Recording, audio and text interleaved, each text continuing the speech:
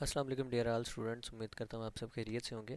आज हम डिस्कस करते हैं MGT 211 लेक्चर नंबर 14 लेक्चर है जी स्टेक होल्डर्स। आपने अक्सर नाम सुना होगा, अक्सर न्यूज़पेपर्स में भी नाम अनाउंस किया जाता है कि स्टेक होल्डर क्या होता है। आज हम पढ़ते हैं जी स्टेक होल्डर क्या होते हैं जी। People who are interested in affairs of business in one way और other are called stakeholder. Stakeholder वो तमाम लोग जो बिज़नेस के अफेयर्स में इंटरेस्ट रखते हैं, जब बिज़नेस में एक्टिविटीज़ परफॉर्म करना चाहते हैं तो उसको हम स्टेक होल्डर्स कहते हैं। ज़्यादा लाइक एक शेयर होल्डर्स होते हैं, एक स्टेक होल्डर्स होते हैं। शेयर होल्डर टेम्परेरी होते हैं, स्टेक होल्डर जो है वो परमानेंट होते हैं। स्टेक होल्डर कौन कौन हो सकता है? कस्टमर हो सकते हैं, डेफिनेट सी बात है, कस्टमर और बिज़नेस का डायरेक्ट रिलेशन है। एम्प्लॉयज़ हो सकते हैं, सप्लायर है, बैंकर है, गवर्नमेंट है, सोसाइटी एट लार्ज है। ये तमाम स्टेक होल्डर्स हैं। अब कस्टमर के राइट्स क्या होते हैं वो हम देखते हैं जी। कस्टमर के क्या राइट्स होते हैं कि protecting the rights of customer. हम कस्टमर के राइट्स को प्रोटेक्ट करेंगे। हमारी ज़िम्मेदारी है कि हम कस्टमर की कोई भी चीज़ को लीक आउट ना करें, उसकी की सीक्रेसी को अपने पास मेक श्योर करें कि वो महफूज है। कस्टमर सेफ्टी हमारे लिए इम्पोर्टेंट है। To get a product that is up to the expectation for the customers. वो ऐसी प्रोडक्ट बनाएं जो कस्टमर की एक्सपेक्टेशन को, उसकी वांट्स को, उसकी डिज़ायर्स को पूरा करें। ठीक है।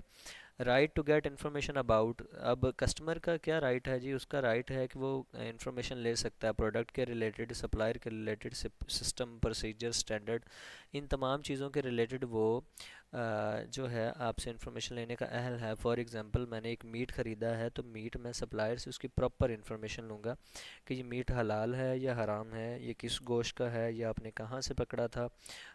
फॉर एग्ज़ाम्पल इसके जो प्रोसीजर हैं वो क्या हैं, मुझे बताएं कि ताकि मुझे अपनी पर्सनली सेटिस्फेक्शन हो कि जो चीज़ मैं खा रहा हूँ या जो चीज़ ले रहा हूँ वो बिल्कुल ठीक है। ठीक है। तो ये राइट्स हैं। रिस्पॉन्सिबिलिटीज़, ऑर्गेनाइजेशन की रिस्पॉन्सिबिलिटीज़ क्या हैं जी? उसमें सबसे पहले रिस्पॉन्सिबिलिटी आ जाती है कि रीप्रोसेसिंग ऑफ वेस्ट वाटर। जो आप पानी जनरल पब्लिक की ही जो है ना वो एसेट होता है। पूरी दुनिया में हर बंदे का ही उस पर हक है, एक बंदे का हक नहीं है। तो आप रीप्रोसेसिंग ऑफ वेस्ट वाटर, जो आप वाटर वेस्ट कर रहे हैं उसकी कोशिश करें कि वो रीप्रोसेस होकर दोबारा काबिल इस्तेमाल बनाया जा सके। रिसाइकलिंग ऑफ वेस्ट मटेरियल, जो आप मटेरियल वेस्ट कर रहे हैं उसको रिसाइकल करें, यह आपकी ज़िम्मेदारी है ताकि गंद ना मारे।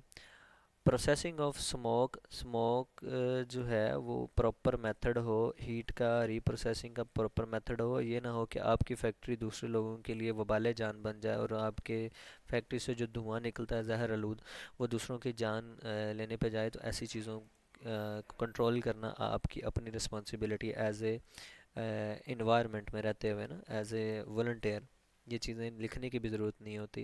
Ethics for advertising. अब देखें, जो आप एडवर्टाइजमेंट करते हैं वो कुछ मुआशरे के कुछ एथिक्स हैं, कुछ ऑब्लिगेशंस हैं जिनको फॉलो करके करनी है। फॉर एग्जांपल, कोई सेक्सुअल कैनोटेशन आप पब्लिश नहीं करेंगे, कुछ स्मोकिंग के इश्तहारात नहीं बनाएंगे।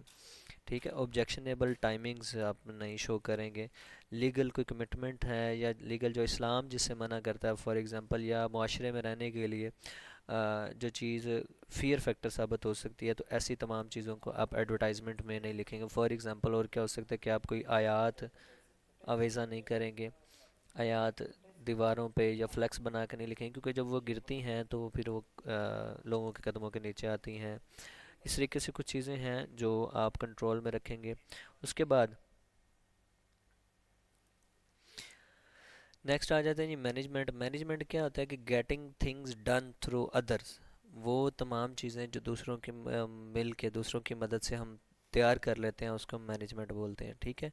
We defined management as the process of coordinating इंटरगेटिंग।